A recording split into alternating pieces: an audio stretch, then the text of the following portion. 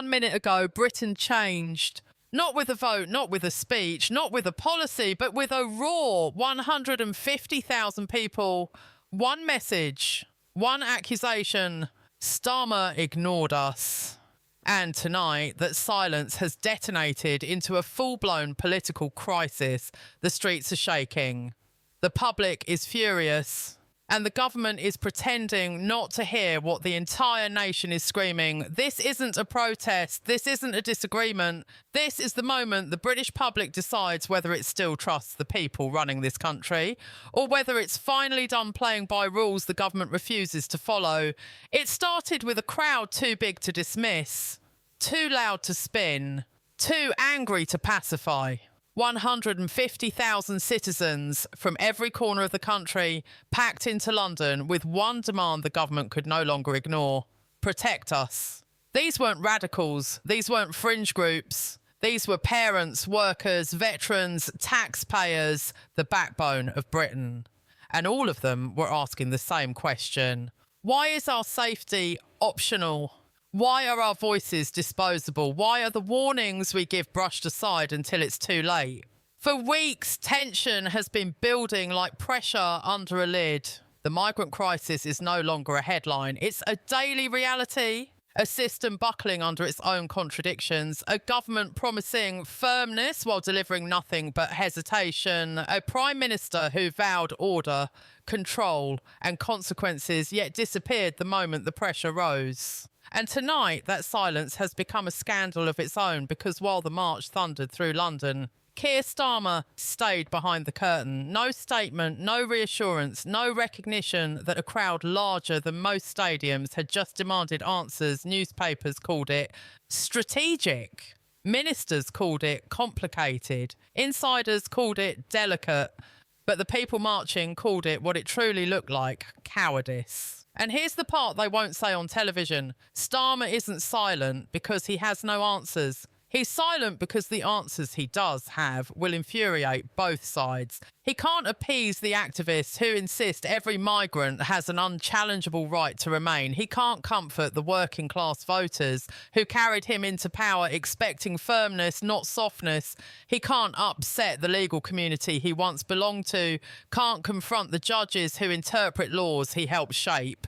Can't anger the European institutions he quietly aligns with behind closed doors, so he does nothing. Says nothing, changes nothing, and yet people are watching everything. They're watching deportation figures crawling at a pace so slow it may as well be sabotage. They're watching criminal cases dragged out for years while victims wait for justice that never comes. They're watching repeat offenders walk through loopholes wide enough to drive a bus through. They're watching migrants given priority accommodation while British families struggle to afford heating. They're watching an immigration system designed to process chaos, not prevent it. What they're not watching is leadership. And that absence, more than any policy failure, is what sent London streets into eruption. Because when a government refuses to act, the people eventually do. The march wasn't a stunt. It was a warning. A reminder that elections may give politicians power, but public trust is what lets them keep it. And tonight, that trust is not cracking. It's collapsing. Ask the people in that crowd why they came. And the answers echo the same themes. We don't feel safe. We're not being heard. We're tired of excuses. We're tired of politicians telling us, give it time, while the consequences fall on us, not them. We're tired of being treated as obstacles to the progressive image Britain must display to the world. We're tired of being the only side expected to compromise. This isn't xenophobia. It's exhaustion. It's the frustration of a public that has been patient for too long, polite for too long, hopeful for too long. They were told things would improve. They were told the system was under control. They were told safeguards existed. Yet every week another story slips through, cracks big enough to swallow an entire community. And through all of it, Starmer stands on the sidelines, calculating, analysing, delaying. But leadership isn't about timing. Leadership is about stepping into the fire, not hiding behind closed doors, waiting for the flames to shrink on their own. Waiting only makes them bigger. This is why tonight matters. Not because one march will force policy changes, but because one march has exposed something the government hoped to keep quiet. The question now isn't what the crowd demanded. That part is clear. The real question is whether Starmer will finally step out of the shadows or whether Britain just witnessed the beginning of a breaking point he can no longer control. But the real explosion didn't happen in the streets. It happened in the hours after the march. Inside living rooms, workplaces, group chats, pubs and social media feeds where millions of ordinary Britons watched clips of 150,000 people marching and realised something terrifying. It wasn't just that Starmer ignored the crowd, it was that he seemed relieved to ignore them, as if acknowledging their anger would open a door he has spent his entire political career trying to keep shut, a door that forces him to choose between the activists who shield him, the institutions that elevate him and the voters who elected him, a door that forces him to pick a side, and deep down everyone knows which side he fears more.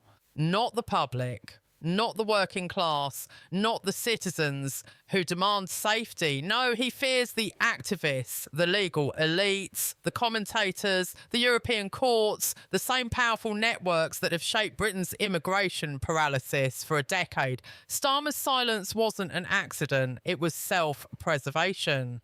And that realisation is what has pushed Britain to the edge, because once people understand their own safety depends not on government competence, but on government politics, trust evaporates. Parents aren't sending their kids out after dark with confidence, they're sending them with fear. Women aren't walking home with peace of mind, they're walking with keys clutched between their fingers. Men aren't angry because of rhetoric, they're angry because they're watching their communities change faster than their leaders can admit.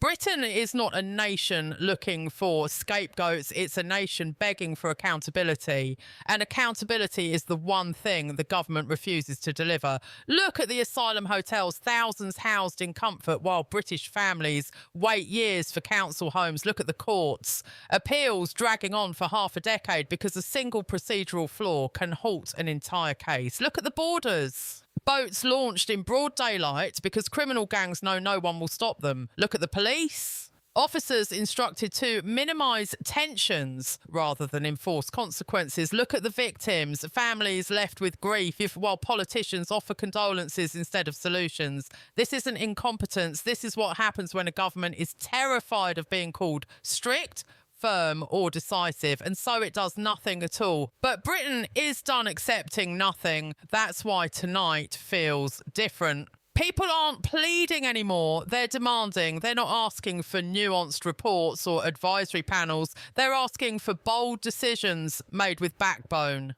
not fear. They're not looking for another inquiry. They're looking for measurable action. And that action starts with the simplest question imaginable.